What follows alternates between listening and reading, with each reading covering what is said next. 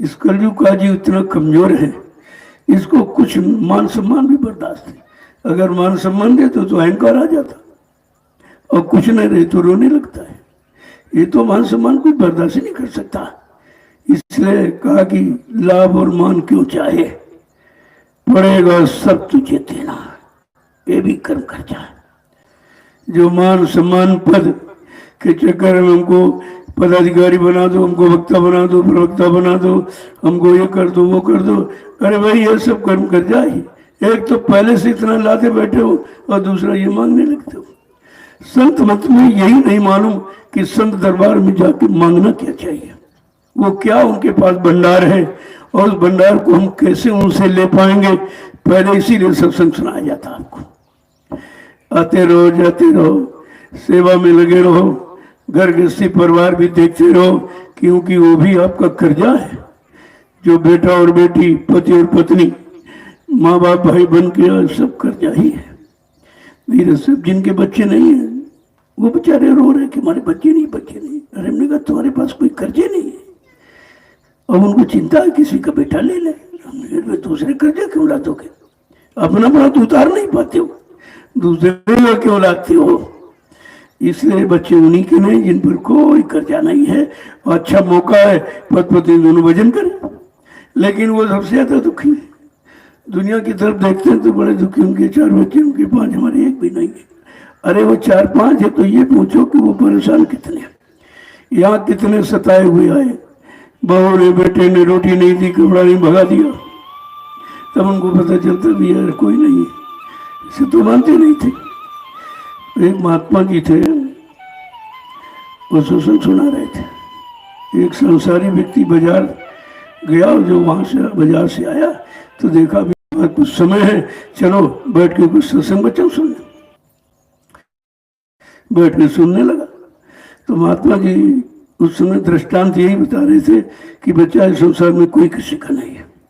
वो खड़ा हो गया, अरे आप झूठ बोलते हो, हमारी औरत हमारे बिना भोजन नहीं करती, खाना भी नहीं रह नहीं सकती, आप कैसे कहते हो कोई किसी का नहीं। ना नहीं बच्चा कोई किसी का नहीं। कहना तो बात आपकी बिल्कुल नहीं मानेंगे। कहना अच्छा ऐसा करो, कल से हमारे पास आने लगो, मैं तुमको इल्म, एक ज्ञान, एक युक्ति बता देंगे। कहना ठीक। अब आने लगा वो, धीरे धीरे उसको प्राणायाम की क्रिया से प्राण को खींच करके ब्रह्मांड यहाँ पर रोकने लगे। ये क्रिया उसने 2 साल 3 साल सीखी। अब वो 2-2 3-3 घंटे प्राण को समेट कर ऊपर कर लेता ब्रह्मांड में।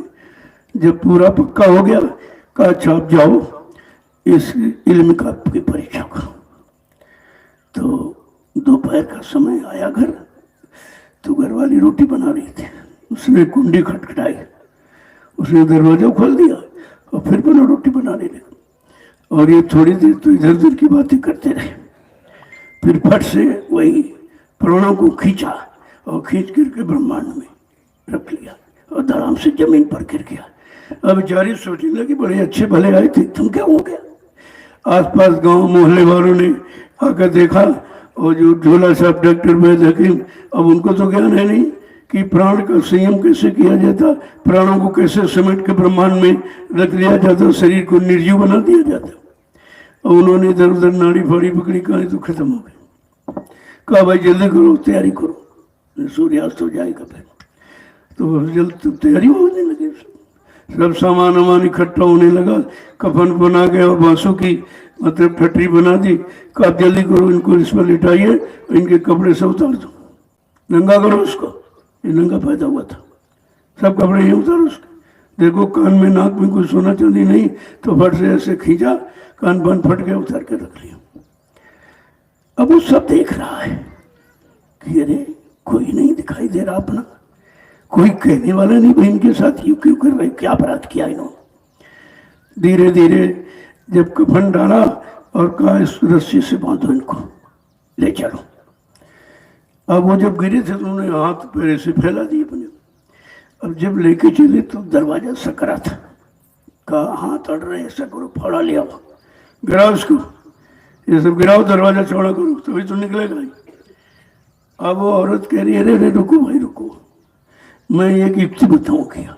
तो फट से चारा काटने वाली गड़ासा ले आई, कहा इससे इनके हाथ काट दो, क्योंकि बनाने वाला तो जा रहा, हमारा क्यों बिगाड़ रहे हो। अब वो सुन रहा अंदर अंदर कि हैं जिस औरत के लिए मैं कहता था बगैर हमारे खाना नहीं खाती, बगैर हमारे रह नहीं सकती, आज के इनके हाथ काट दो। कहा महात्मा जी ठीक कहते थे। तो जैसे वो गड़ासा लेके आई, काटने का लोगों ने प्रयास किया तो फट से वो ऐसे धड़ाम से मारा और रस्सी वस्सी टूट गई और कफन को लपेटा और लंगोटी लगी, वैसे महात्मा के पास पहुंच गया। कहा गुरु जी आप बिल्कुल ठीक कहते, क्या हमारे कारण बहुत सही कहते थे आप, और जरा मैं चूक जाता तो मेरे औरत हाथ पर काट लेती। कहना तुम तो कहते तो अच्छा मेरा है मेरा, यहाँ कोई किसी का नहीं। जब तक किसी का मतलब निकलेगा तब तो वो तुम्हारा तुम्हारा। जैसे ही मतलब खत्म, करने के लायक कुछ नहीं रहोगे, केवल चारपाई पर पड़े हो, तो वो यही सोचती है तो कब तक पता नहीं जिंदा रहेंगे। अब अगर आपको परीक्षा लेनी है, एक नाटक करके देख लो, चारपाई पर लेट जाओ, कहते हमारे पेट में बहुत दर्द हो रहा, बहुत परेशानी है, और टट्टी पेशाब सब तुम बिस्तर पर करने लगो तो थोड़े दिन तो डॉक्टर वैद्य को ले आए बुलाएगी, और डॉक्टर ने कहीं कह दिया ये ठीक नहीं होंगे, तो कहेगी भाई ये बताओ तुम्हारे पास इनके मरने वाली दवा है कि नहीं है।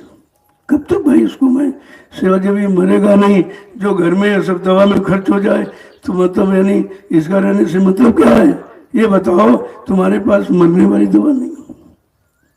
लोगों ने कही भाई देखो कोई किसी का नहीं, जब तक मतलब तब तक तुम्हारा, क्योंकि तुम्हारा पहले भी नहीं था।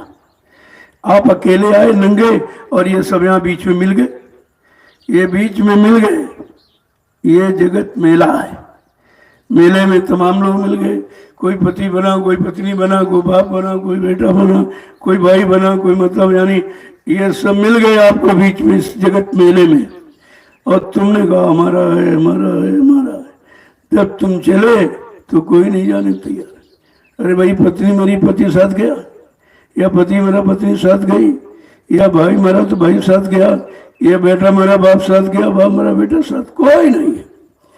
जब आप इस स्थिति में आके खड़े हो जाओगे तब तुम्हारी समझ में आएगा कोई किसी का नहीं है। जल्दी से अपना काम बनाओ, अपने घर परिवार के लिए, समाज के लिए, सबके लिए आपने किया। शरीर के लिए भोजन दिया, कपड़े दिए अच्छे अच्छे ये सब, लेकिन जीवात्मा के लिए क्या किया। जो असली चीज जीवात्मा ही मांग कर इस शरीर को ले आई है, और कहा था एक बार मालिक दया कर दो, मनुष्य मंदिर दे दीजिए, मैं किसी संत महात्मा की तलाश करके उनसे अपने घर जाने की युक्ति पूछ लूंगी और अपने घर चले जाऊं, फिर यहाँ कभी नहीं आऊँ। कहा भाई क्यों इतना नफरत क्यों है। कहा कि नाक में दम हो गई हमारे बार बार मरते मरते। जहाँ गया कर्मानुसार, पशुओं में, पक्षियों में, कीड़े मकोड़ों में, आदमी इंसान में कहीं टिकने नहीं दिया। पैदा हुआ मर गया, पैदा हुआ मर गया, पैदा हुआ मर गया। ये तो जन्म मरण का चक्कर बन गया। अब इससे छुटकारा है कोई ऐसा जो जन्म मरण के चक्कर से छुटकारा दिला दे।